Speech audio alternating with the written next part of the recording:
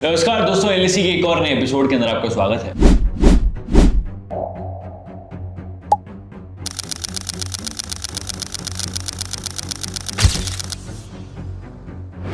और आज इस एपिसोड के अंदर हम बात करने वाले हैं कि किस प्रकार डोनाल्ड ट्रंप ने जो है H1B वीज़ा के ऊपर जो है अपनी प्रतिक्रिया, अपनी सरकार की हरकतें करना शुरू कर दी है। जहां पर ये सरकार सुर्खियों में थी ही इसलिए कि इनका क्या रुख रहता है H1B वीज़ा को लेकर, उसके ऊपर क्या फैसले आते हैं, उन सब चीज़ों को लेकर डोनाल्ड ट्रंप, उनका एडमिनिस्ट्रेशन क्या करता है। तो कार्तिक, ये जो चीज़ निकल कर आई है कि H1B वीज़ा की फीस महंगी कर दी गई है, अब क्या मुश्किल हो जाएगा मिलना, मिलेगा भी नहीं मिलेगा, जाना है अमेरिका नहीं जाना है, अमेरिका को आइसोलेट करना है, क्या चीज़ क्या है, करना क्या है।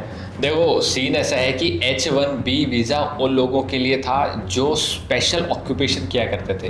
उदाहरण के लिए मैं बताऊं कि इंडिया से अगर कोई स्पेशल ऑक्यूपेशन जो लोग करते थे, जो अमेरिका के अंदर करते थे, वो थे सॉफ्टवेयर इंजीनियर्स। यानी कि आप सबको पता है भाई, जैसे जिस तरीके से सुंदर पिचाई है, वो उनको H1B वीज़ा स्टार्टिंग में मिला होगा या फिर कोई प्रोसेस रहा होगा। तो अब भी जो छोटे मोटे लेवल पे जा रहे हैं, जहाँ पे देखने को मिलता है कि किसी को 1 करोड़ का पैकेज मिल रहा है, किसी को 50 लाख का पैकेज मिल रहा है, या फिर 4-5 करोड़ का पैकेज मिल रहा है, तो वो H1B वीज़ा ही प्रोसेस होता है और उस प्रोसेस से वो वहां पर जाते हैं। अब यहाँ पर क्या देखने को मिलता है, यहाँ पर ये देखने को मिलता है कि अमेरिका की जो सॉफ्टवेयर कंपनीज है, ये यहाँ पर अच्छा जो टैलेंट है, कोर टैलेंट है, वो एंजॉय करती हैं और शेयर करती हैं, तो उनका काम भी आसान हो जाता है और सब कुछ आसानी से चलता है। लेकिन अब डोनाल्ड ट्रंप ने क्या कहा है, डोनाल्ड ट्रंप ने कहा है कि H1B वीजा के ऊपर एक फीस लगेगी जिसका नंबर है, जिसका अमाउंट है $1 लाख। अब $1 लाख जो H1B वीजा की जो फीस है, ये उस एम्प्लॉयर को नहीं देनी है जो भारत से अमेरिका जाकर काम कर रहा है, ये उस कंपनी को देनी पड़ेगी जो उस एम्प्लॉय को बुला रहा है भारत से। आगे बात सुने, फॉर एग्जांपल ए नाम की कोई कंपनी है, वो ए नाम की कंपनी ए नाम के, यानी फॉर एग्जांपल मैं उदाहरण लूं तो आर्य शर्मा नाम के एक व्यक्ति को इंडिया से बुलाती है और कहती है कि आप 20 करोड़ का साल का पैकेज लीजिए, हम आपको बुलाना चाहते हैं, और कहते हैं कि आप आइए वरना आपके बगैर हमारा काम ही नहीं चल सकता। उनको जरूरत है, और आर्य शर्मा के पास भी ऐसी क्वालिटीज है, ऐसी एलिजिबिलिटी, ऐसी कैपेबिलिटीज है कि वो उस 20 करोड़ के साल के काम को कर सकता है, उस सॉफ्टवेयर कंपनी को बड़ा बना सकता है। तो अब अमेरिका की उस कंपनी को, उस ए वाली कंपनी को क्या करना पड़ेगा, ए वाली कंपनी को $1 लाख अमेरिकन गवर्नमेंट को देने पड़ेंगे, और फिर वो H1B वीज़ा आर्यन शर्मा का अलाउ कर दिया जाएगा, उसको सही बता दिया जाएगा, और फिर उसको आर्यन शर्मा वहाँ पर आके काम कर सकते हैं। तो अब यहाँ पर समस्या क्या देखने को मिल सकती है, समस्या यहाँ पर ये देखने को मिल सकती है कि अमेरिकन कंपनीज अब संकोच करेंगी, इस तरीके के जो टैलेंट है वो इंडिया से मंगाती थी, इन टैलेंट को मंगाने के लिए अब संकोच करेंगी। उनको काफ़ी सोचना पड़ेगा कि आखिर अब अपन फॉर एग्जाम्पल वही ए नाम की कंपनी अगर फॉर एग्जाम्पल 100 इंडियन एम्प्लॉयज़ को बुलाती थी यहाँ पर काम करने के लिए, टैलेंटेड एम्प्लॉयज को इंडिया से बुलाती थी, वो अब सोचेगी कि अब उसको किसको बुलाना है, किसको नहीं बुलाना है। नहीं, अब जैसे मैं माफ कीजिएगा आपको बीच में काट रहा हूँ, मुझे क्या लगता है कि ये जो इमिग्रेशन है अमेरिका के अंदर, जिससे डोनाल्ड ट्रंप लड़ाई कर रहे थे, उसको बढ़ावा देने के लिए है। मतलब फॉर एग्जांपल अब अगर जैसे कंपनी, जैसे फॉर एग्जांपल मान लीजिए लोग डंकी के रूप से जाते थे, भाई रुपए तो उतने ही लग रहे हैं। बिल्कुल भाई, अभी $1 लाख अगर कोई अमेरिकन कंपनी, मतलब आज के टाइम पे मान लीजिए कि 80-90 लाख रुपए लगने वाले, ठीक है, ये ऑफिशियल फिगर हो गई कि 80-90 लाख रुपए वो कंपनी खर्च करेगी उस पर।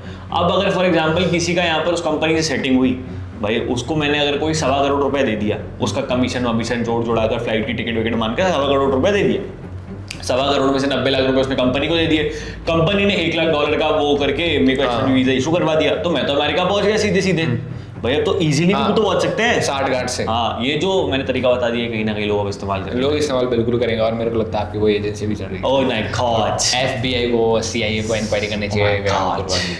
तो कहीं ना कहीं ये चीजें देखने को मिलती है। अब यहाँ पर इंडिया को अपॉर्चुनिटी ढूंढनी चाहिए, जिस तरीके से आपने बताया, ये भी एक समस्या ही है वर्तमान में भी, जो डंकी रूट चल रहा है, जिसमें इंडिया से के अंदर अपन देखते हैं तो अलग अलग राज्यों से, मेनली पंजाब और हरियाणा रहता है, तो यहाँ से जो लोग जाते हैं अमेरिका के अंदर, वहाँ पर जाके एक तरीके से बर्बादी होता है, वहाँ पर जाके भी जब उनको कोई काम नहीं मिलता है तो वो गलत कामों के अंदर लग जाते हैं। तो समस्या दोनों तरफ की है। तो इंडियन गवर्नमेंट को ये चीज देखनी चाहिए। हालांकि जब ये चीज स्टार्टिंग में आ रही थी कि भाई डोनाल्ड ट्रंप ने सत्ता संभालते ही इंडिया खूब सारे लोगों को भेज दिया है, तब काफी चीजें सामने आ रही थी, खूब सारी मीडिया रिपोर्ट सामने आ रही थी कि पंजाब के अंदर एक रैकेट चल रहा है, एजेंसी चल रही है लोगों को वहां पहुंचाने के लिए।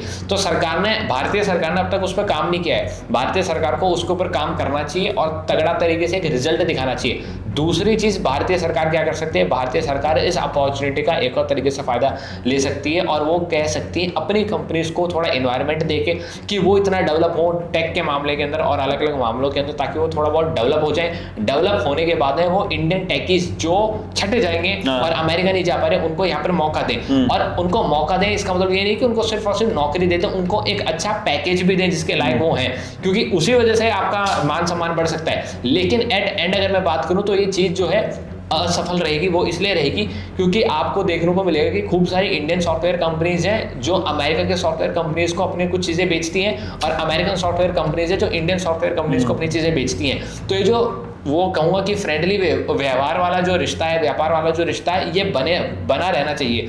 अगर इसके अंदर कोई भी बैरियर आता है, चाहे वो H1B वीज़ा का हो, चाहे वो टैरिफ का हो, चाहे कोई भी इर्द गिर्द मैटर हो, नुकसान दोनों तरफ का ही है। चाहे वो एम्प्लॉय की तनख्वाह का हो, या फिर कंपनी के टैलेंट को नीड का हो, या फिर एम्प्लॉय की जो सर्विस है उसको फुलफिल करने का मामला हो।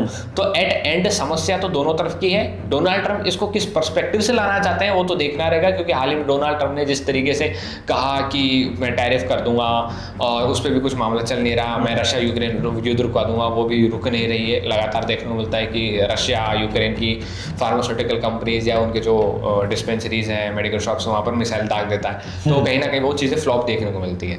तो हाँ, देखना यही है कि किस प्रकार डोनाल्ड ट्रंप ने जो पिछले अपने पूरे कार्यकाल के अंदर, जो ये वाला कार्यकाल बोल रहा हूँ, उसके अंदर जो पिछले बीते कुछ महीनों के अंदर जो फैसले लिए हैं उनके ऊपर भी पलटी खाई है। क्या पता इस पर रहेंगे नहीं रहेंगे या पलटी आएंगे, समय बताएगा। बाकी आप लोग इसके ऊपर क्या राय है नीचे कमेंट बॉक्स में लिख के जो बताइएगा। इस वीडियो को शेयर करें, ज़्यादा लोगों तक पहुँचाएं।